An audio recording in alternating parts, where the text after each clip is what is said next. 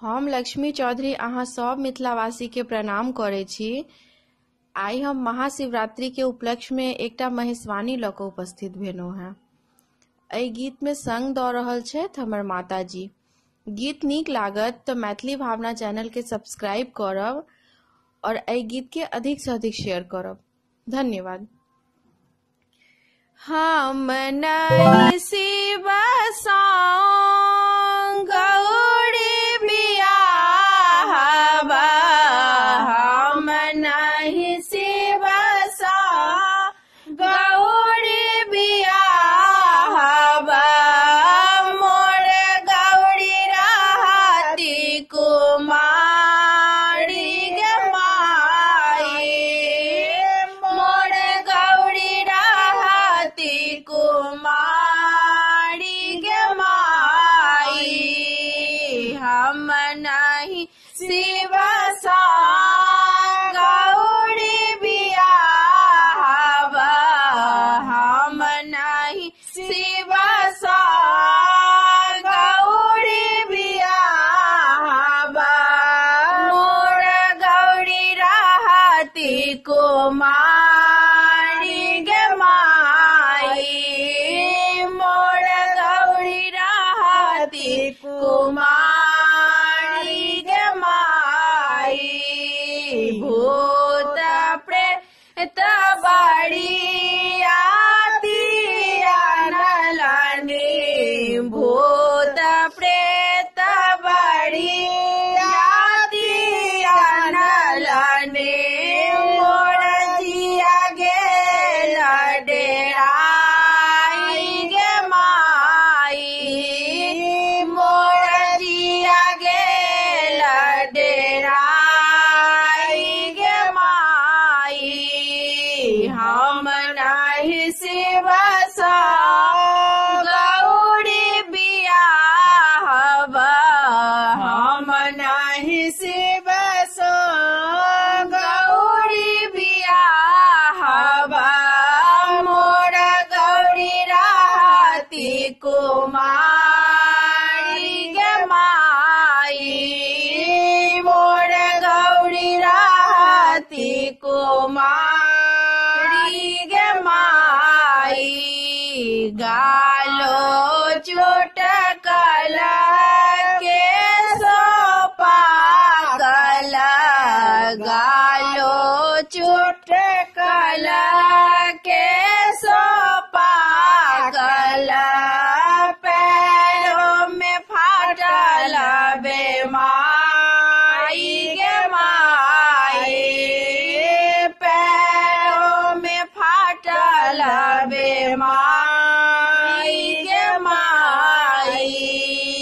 हम नहीं शिव संग गौरी बियाहबा, हम नहीं शिव संग गौरी बियाहबा, मोर गौरी रहती कुमारी गे माई, मोर गौरी रहती कुमारी गे माई, गौरी लाए भागबा, गौरी लाए जायबा, गौरी लाए भागबा, गौरी लाए जायबा,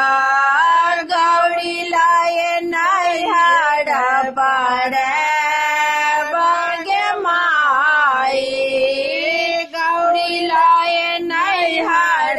पड़बा गे माई, हम नहीं शिव संग गौरी बियाहबा, हम नहीं शिव संग गौरी बियाहबा, मोर गौरी रहली कुमारी गे माई, मोर गौरी रहती कुमारी गे माई, नहीं विद्यापति सुनु है मनाए